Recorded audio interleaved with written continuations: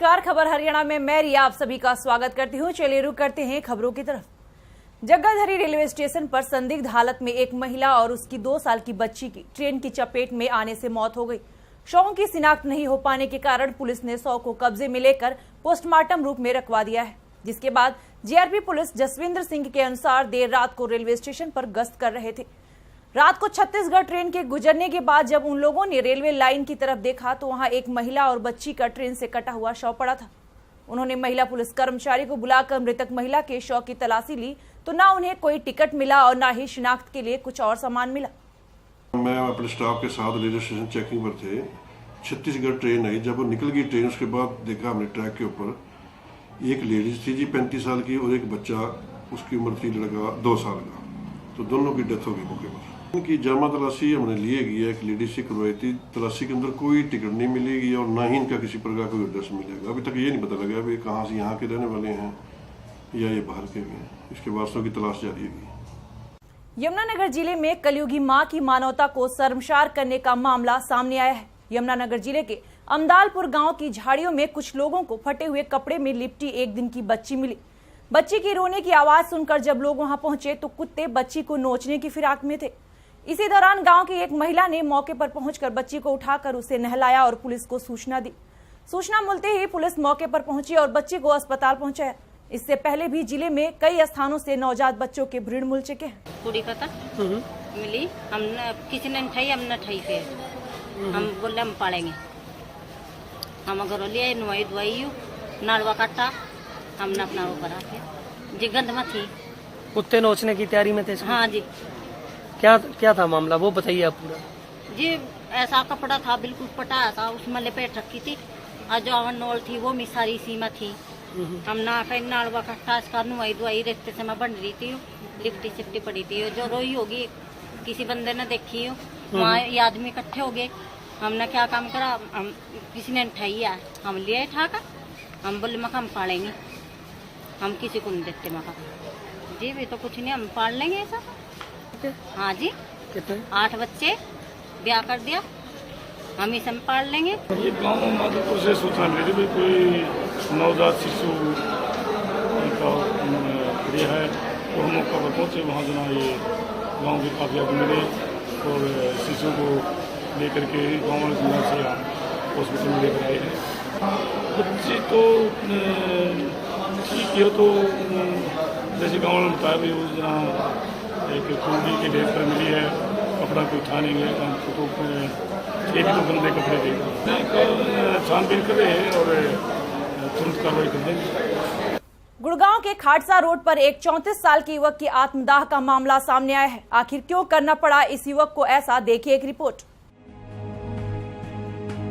गुड़गांव के खाटसा रोड पर एक 34 वर्षीय युवक की आत्मदाह का मामला सामने आया है। दरअसल गुड़गांव के खाटसा रोड पर स्थित एसीपी ऑफिस के महिला सेल में एक महिला ने अपने पति के खिलाफ पारिवारिक विवाद के चलते शिकायत दे रखी थी, जिसको लेकर आज 34 वर्षीय नवदीप मेहता जी को गुड़गांव के जैकबपुरा का रहने वाला था गुड़गांव के एसीपी ऑफिस के महिला सेल में पहुंचा और किसी बात को लेकर विवाद इतना गहरा गया कि नवदीप ने महिला पुलिस अधिकारी और अपनी पत्नी कविता को आत्मदाह की धमकी देने लगा, जिसको कि वहां मौजूद पुलिसकर्मियों ने केवल धमकी भर मानकर अपने काम में व्यस्त हो गए। गुड़गांव पुलिस और महिला अधिकारी मामले की संजीदगी को शायद समझ नहीं पाए, लेकिन क्या मालूम था कि नवदीप अपने ऊपर पेट्रोल छिड़क कर आग लगा लेगा। नवदीप महिला सेल धमकी देकर बाहर निकला और जाकर पेट्रोल लाकर एसीपी ऑफिस के प्रांगण में अपने ऊपर पेट्रोल डालकर आग लगा ली। इतना ही नहीं, नवदीप खुद को आग लगाकर एसीपी ऑफिस में घुसा और अपनी पत्नी को अपने आगोश में लेकर उसको भी जलाने की कोशिश करने लगा और तकरीबन 70% जलने के बाद वही गिर गया।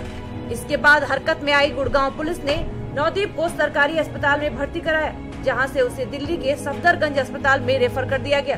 बहरहाल एसीपी ऑफिस में आत्मदाह की कोशिश ने गुड़गांव पुलिस की सुरक्षा व्यवस्था की पोल खोल कर रख दी है। मामले की सच्चाई से पर्दा उठना अभी बाकी है, लेकिन दिल दहलाने वाली इस वारदात के बाद गुड़गांव पुलिस के तमाम बड़े अधिकारियों ने भले ही चुप्पी साध ली हो, लेकिन इस वारदात को गुड़गांव पुलिस की सेवा और सुरक्षा की पोल खोल कर रख दी है। बाहर से कहीं से तेल छिड़क के आया था, गेट पे आके उसने स्वयं आग लगाई है। उसके बाद आग लगाने के बाद वो अंदर की तरफ भागा है और भाग के वो गिर गया। लगभग अगला हिस्सा ज्यादा जल गया उसका। जिस वक्त वो यहाँ खड़ा होकर चिल्ला रहा था कि मैं अपने अंदर आग लगा लूंगा, उस वक्त पुलिसकर्मी थे यहाँ पर? कोई नहीं था, कोई मौजूद नहीं, अंदर थे। वो बाहर से आग लगा के आया था, उसने आते ही आग लगा ली। आग उसने मतलब बाहर रोड से लगाकर अंदर घुसा था, यहीं आके लगाई। ऐसा था जी, यहाँ पर बंदा आया पेट्रोल लेके, पेट्रोल छिड़का बोतल से, छिड़कने के बाद अपने आप माचिस से आग लगा ली। हम खड़े थे यहाँ, तो हमने एकदम देखा क्या हो गया, बंदा भागता हुआ अंदर गया। अंदर जाके लोगों ने सबने जल्दी जल्दी इसके ऊपर पानी वानी डाला बुझाने के लिए, इतने फिर ये जल चुका था। पुलिस वाले ने जल्दी से एम्बुलेंस बुलाई, एम्बुलेंस आई, एम्बुलेंस लेके गई इसको।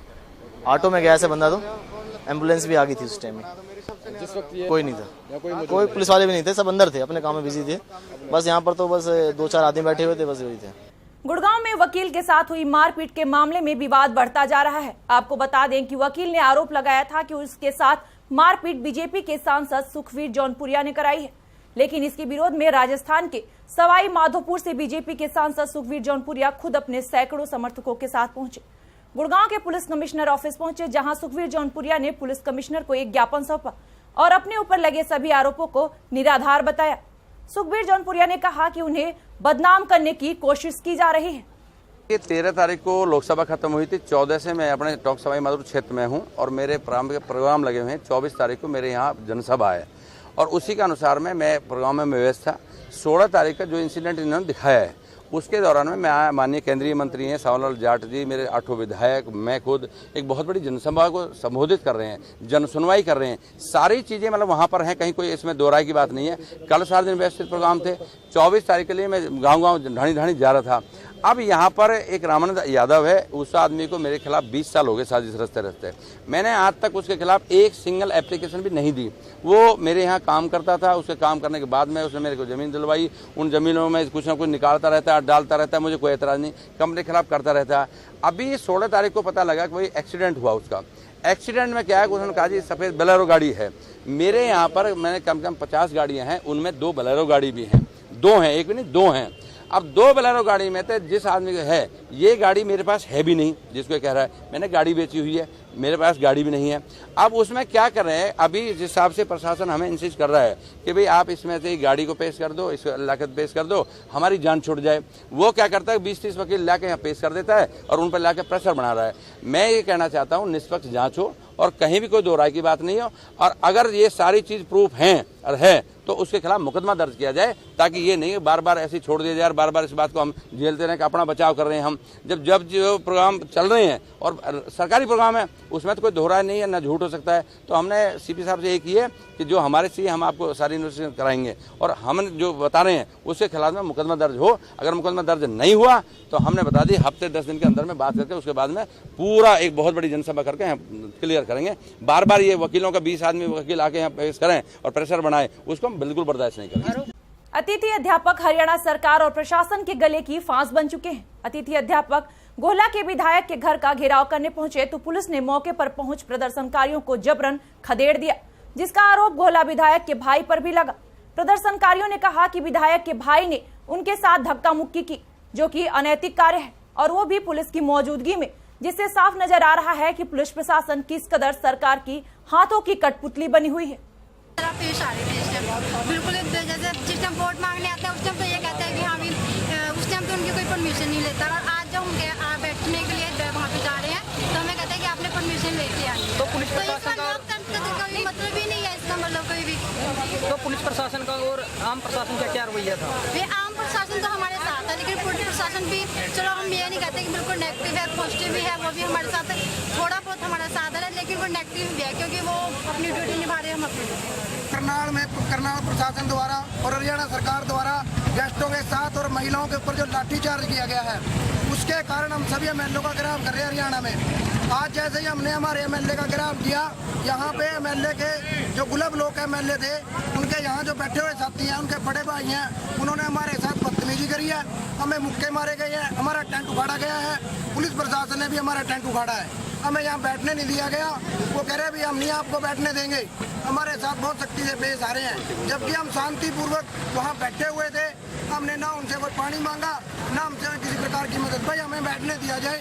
हम हरियाणा सरकार के खिलाफ नारे लगा रहे हैं। हमारी मांग है भी एक कलम से, जैसे हमारे हरियाणा के जो शिक्षा मंत्री रामविलास शर्मा ने वादा करा था, एक कलम से पक्के किया जाए। तो हम चाहते हैं भी गेस्टों को पक्का किया जाए, और नहीं ये प्रदर्शन और उग्र होगा और हमारे रेगुलर साथी भी हमारे साथ।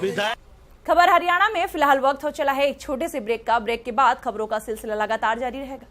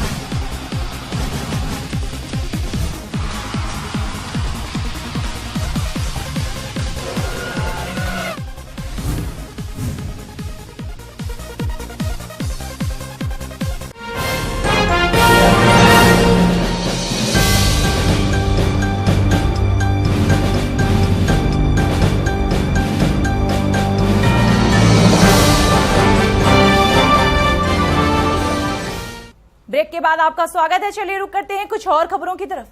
हाल ही में सरकार द्वारा बढ़ाए गए पेट्रोल और डीजल की कीमतों का विरोध थमने का नाम नहीं ले रहा है।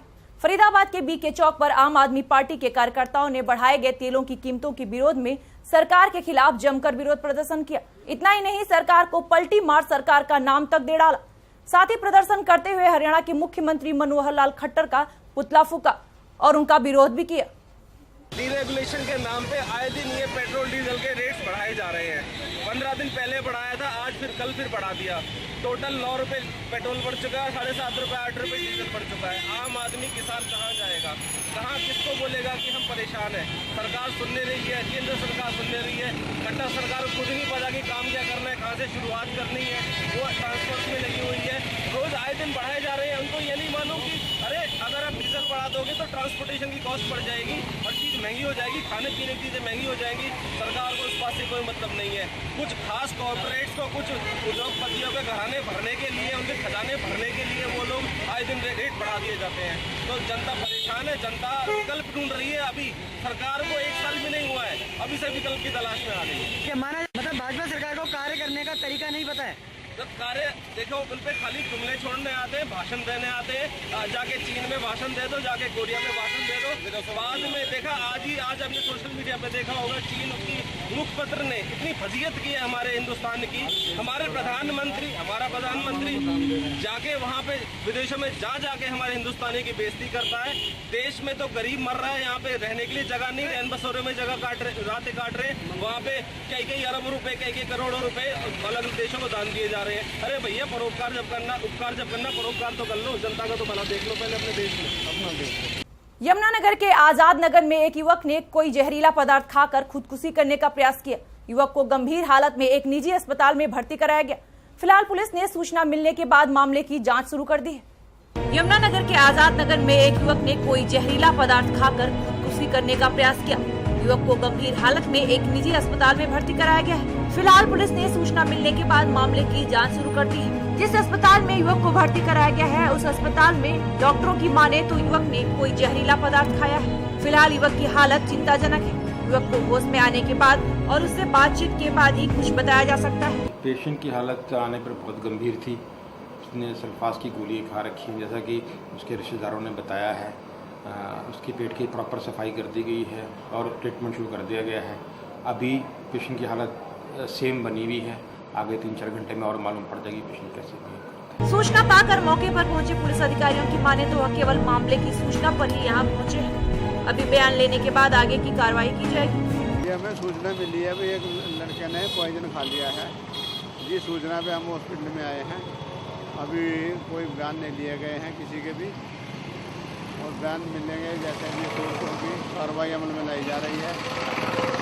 जैसी भी सूरतों की कार्रवाई अमल में लाई जाएगी। अभी इसके बारे में कोई ज़्यादा जानकारी नहीं मिली है। गुड़गांव पुलिस की कार्रवाई से नाखुश पार्षद और RWA के लोगों ने विरोध जताया है और साथ ही गुड़गांव पुलिस की कार्रवाई पर सवाल भी खड़े किए हैं।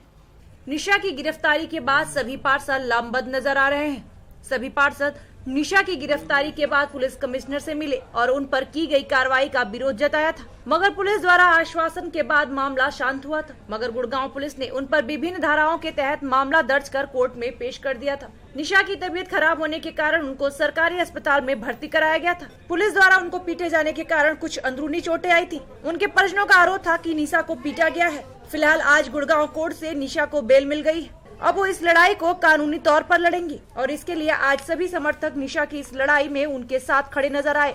इसमें कुछ पार्षद भी पहुंचे और आगे की रणनीति पर विचार विमर्श किया। देखो, मैं आपको 3 दिन से बता रहा हूं कि गुड़गांव पुलिस ने बगैर टाइटल देखे हुए कि गुड़गांव मल्टीपल ऑफ अथॉरिटी है, सिर्फ एमसीजी इस डिमोलिशंस को कर सकती थी। इन्होंने हुड्डा का ही ड्यूटी मजिस्ट्रेट बनाया, जो कि कभी भी गुड़गांव में कभी नहीं हुआ, फर्स्ट टाइम हुआ, क्योंकि हुड्डा एक बेसिकली बिल्डर है।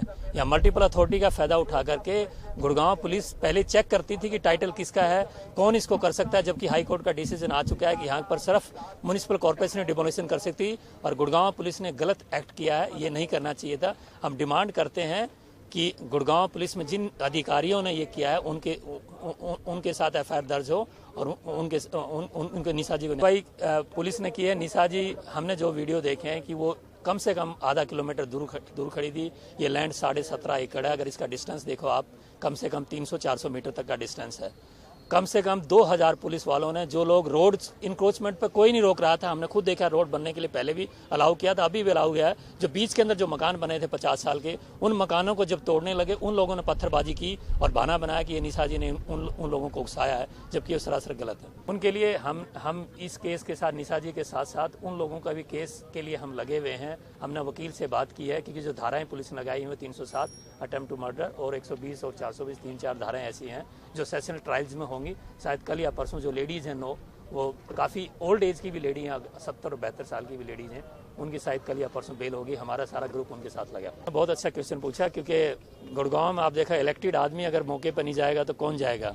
और ये लोकतंत्र के ऊपर गुड़गांव की धब्बा है। जो इलेक्टेड आदमी हैं, जिन्होंने इसके लिए गुड़गांव के लिए जो काम कराने के लिए लगे हुए हैं और मल्टीपल अथॉरिटी से छुटकारा पाना चाहते हैं, वो ये नहीं चाहती, गवर्नमेंट अथॉरिटी नहीं चाहती कि हम मल्टीपल अथॉरिटी से छुटकारा पाए। और जो लोग आवाज़ उठाते हैं उनके विरुद्ध इस तरह की एफआईआर दर्ज करते हैं। मेरे साथ भी 2-3 एफआईआर दर्ज हैं, क्योंकि हम भी हमेशा आवाज़ उठाते रहे। गुड़गांव के फतेहपुर झाड़सा में शुक्रवार को हुड्डा की जमीन पर अपना आशियाना बना बैठे लोगों को हुड्डा विभाग के अधिकारी 500 परिवार वालों के घर पर अपना पीला पंजा चला बैठे, जिसमें वहां के रहने वाले लोगों का गुस्सा फूट गया और लोगों ने पुलिस पर पथराव कर दिया और रास्ते में जो कुछ भी मिला सबको आग के हवाले कर दिया, जिससे पुलिस ने लोगों को तीतर बितर करने के लिए आंसू गैस के गोले छोड़े, जिसमें दर्जनों पुलिसकर्मी और दर्जनों ग्रामीण भी घायल हो गए, जिसमें कुछ महिलाएं भी शामिल थीं।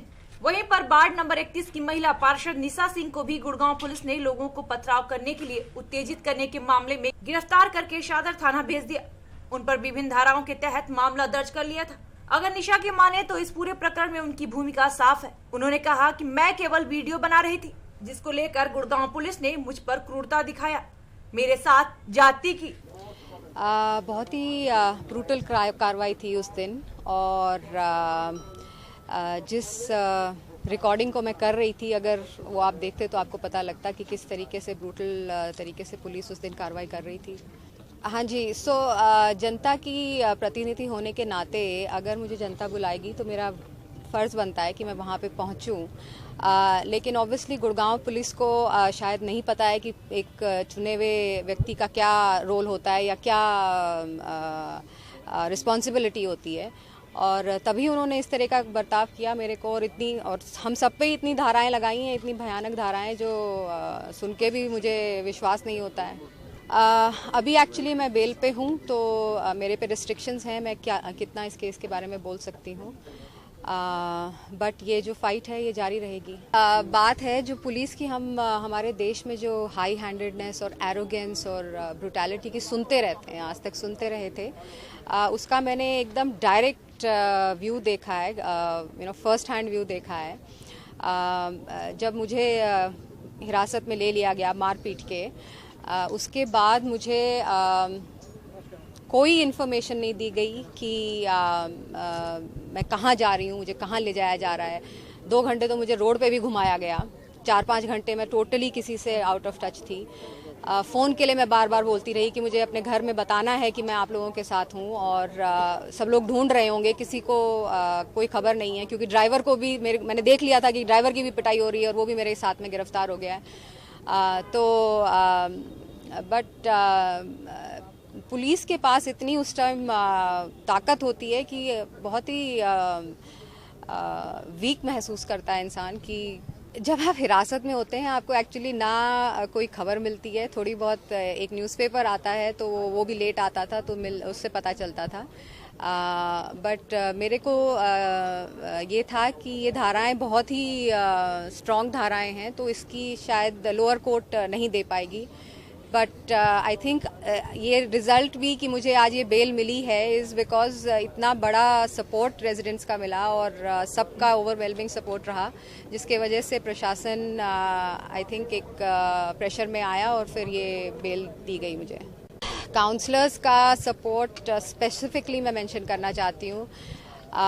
कटिंग अक्रॉस पार्टी लाइंस सब ने मुझे सपोर्ट दिया। मुझे पता चला अभी कि एक इमरजेंसी मीटिंग बुलाई गई और एक रेजोल्यूशन पास किया गया मेरे सपोर्ट के लिए।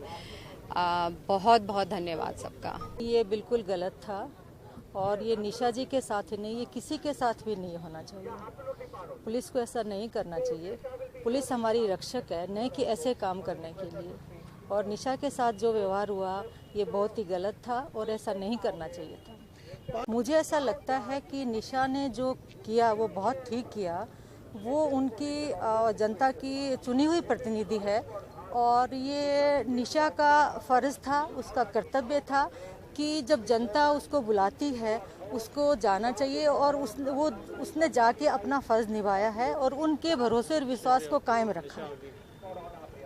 यह लूट का मामला दिल्ली से सटे फरीदाबाद का है, जहां पुलिस की क्राइम ब्रांच ने नौकरानी समेत उसके 2 साथियों को गिरफ्तार कर लूट के एक मामले का खुलासा किया है। क्या है पूरा मामला, देखिए एक रिपोर्ट।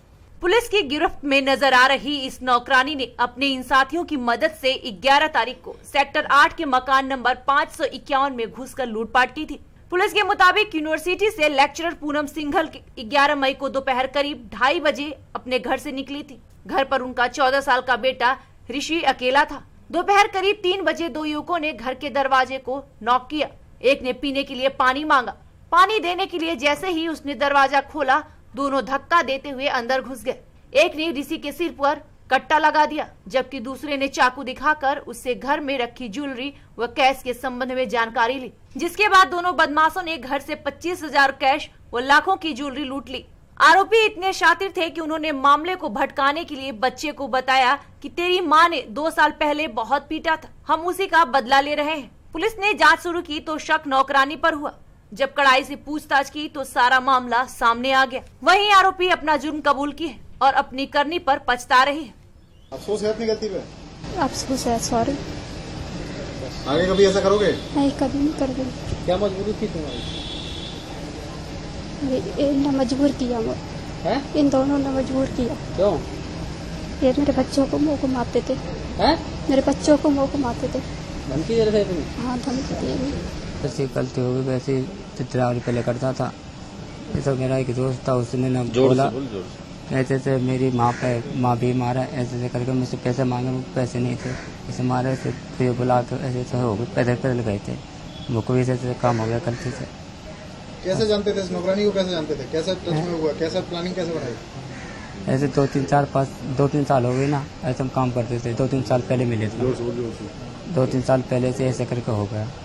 उसने कुछ बताया था हमको, कैसे ऐसे वहाँ पे एक लड़का रह जाता है, ऐसे करके कर रहा। कैसे की थी उस दिन जब घर पहुंचे तो क्या माहौल क्या था? कैसे लूट करी और कैसे भागे वहाँ से, वो बताओ। सब जब पैदल थे, ऐसे 3 बजे का टाइम था। 3 बजे का लड़का था, अंदर घुसने के बाद 15 मिनट अंदर रुका, 15 मिनट के बाद फिर हम हाथ धोने ने बाहर निकल आए। तो घर में कौन मौजूद था? कैसे उससे लूटपाट करी, क्या किया वो बताओ। तो कैसे हमने घंटे बजाय सब पानी मांगा जी, पानी के बहाने घुसे फिर उसको चुप हमने अंदर बैठा दिया और कुछ नहीं करा। उसके बाद जो भी था सब ले ला कर फिर निकल आए। अफसोस है अपनी गलती पे? हाँ जी, बहुत ही ज़्यादा। खबर हरियाणा में फिलहाल इतना ही। खबरों का सिलसिला लगातार जारी रहेगा। मुझे दीजिए इजाजत, नमस्कार।